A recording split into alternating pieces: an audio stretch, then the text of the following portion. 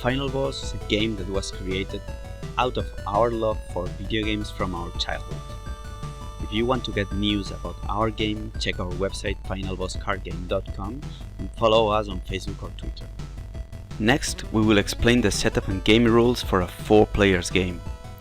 In case of a different number of players, the rules are almost the same, except that a few things such as the number of cards and power gems for each player changes. First of all, shuffle the power-ups, enemies and final bosses decks. Deal 5 cards to each player.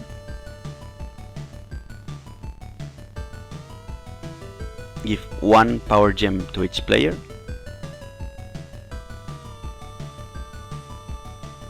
And the first player to begin the game is selected randomly and gets the player 1 marker. That player is the player 1 for that round.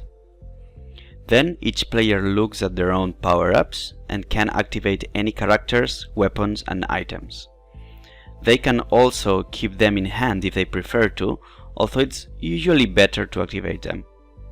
Also, remember the limitation of 1 character, 1 weapon and 5 items active at a time for each player.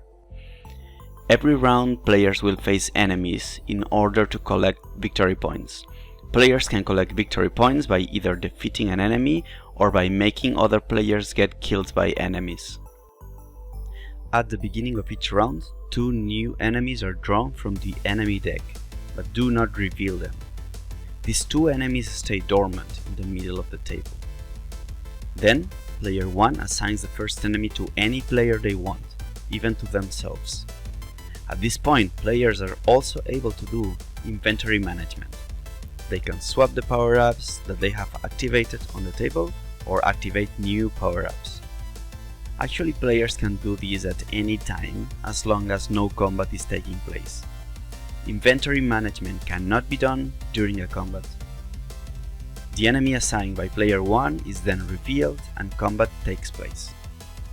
Each enemy is fought individually. The enemy versus the player confronting it. The first thing is to apply the effect of the enemy, whatever it is. For example, for as long as this enemy is active, the inventory cards of all players are disabled. This means that any character, weapon and items that any player have active don't have any effect and don't contribute to the power of that player. Another example is this card. The moment it is revealed, its power values, attack and defense, are set to whatever attack and defense the player facing it has. But if that player somehow increases their stats during the combat, this enemy would not benefit from that because the effect is instant and not passive. After applying the enemy effect, the actual fight will take place. But before that, players have the chance to play combat effects into the combat pile to try to push the odds in their favor. For each combat there is 1 combat pile, where any player may play any power-up cards which have combat effects. Starting from the player combatant and continuing clockwise, players will play 1 combat card with a combat effect face up on top of the combat pile, either from their hand or from their inventory. It doesn't matter if the card is a special character, weapon or item, as long as it has a combat effect. A player can choose to pass if they wish.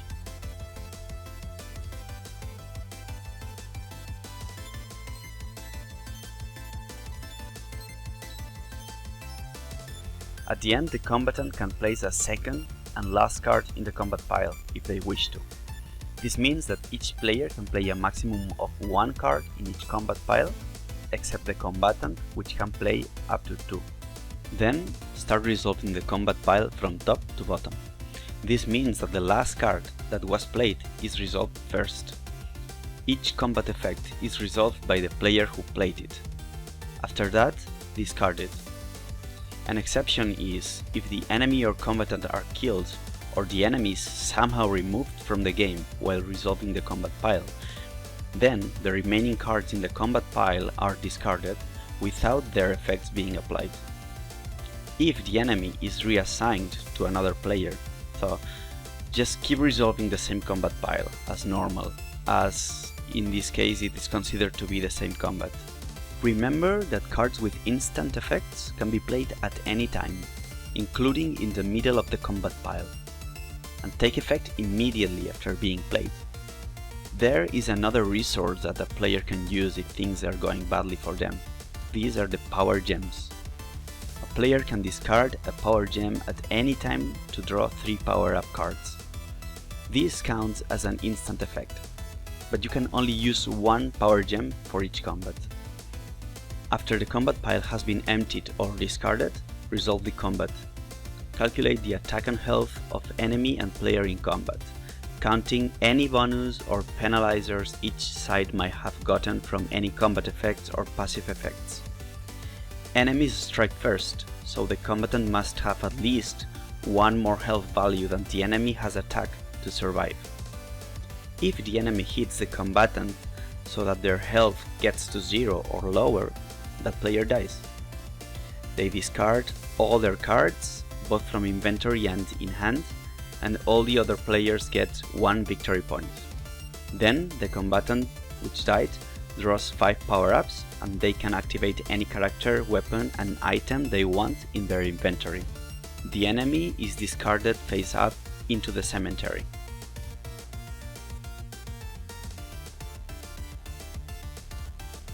If the combatants survive, then they strike the enemy.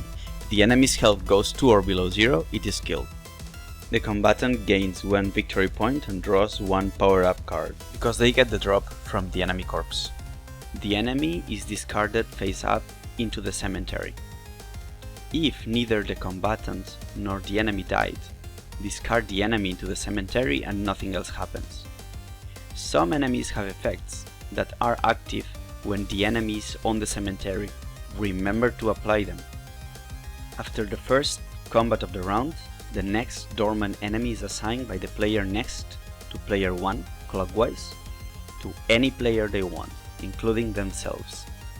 Then reveal the enemy and proceed with the combat in the same way. After that combat takes place, the round is over. Player 1 passes the player 1 marker to the next player clockwise, and everyone draws 1 power up. Each player can have a maximum of 5 cards in hand at this point. If a player has more than 5 cards in hand, they have to discard or activate cards until having 5. A new round then starts and is played the same way as the previous one. If any deck runs out of cards at any point, pick the cards discarded or in the cemetery, except the one on top, and then reshuffle them and keep drawing from there. Once the player 1 marker has completed a cycle around the players, meaning that the player who had it first gets it again, a final boss appears. Players can activate any inventory cards they wish, and then one final boss is drawn and revealed. A fight against the final boss is resolved almost the same as fights against regular enemies. But a couple of things are different. The final boss will attack all the players at the same time, because it's so overpowered. Each player as well as the final boss is considered one side of the combat. Then each player can play a maximum of 3 cards on the combat pile, starting from the player with most victory points. Still, there is one single combat pile for all players.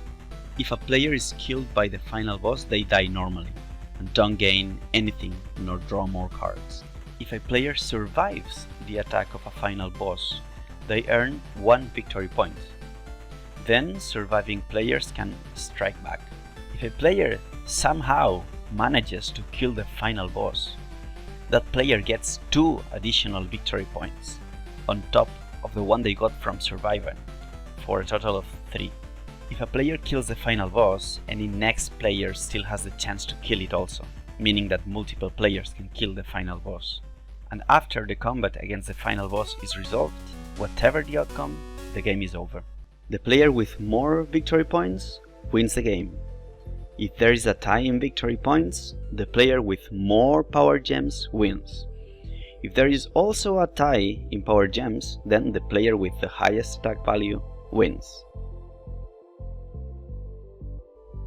Thanks for watching. If you have any questions, put it in the comments below, and remember to check our website finalbosscardgame.com and follow us on Facebook or Twitter for news regarding our game.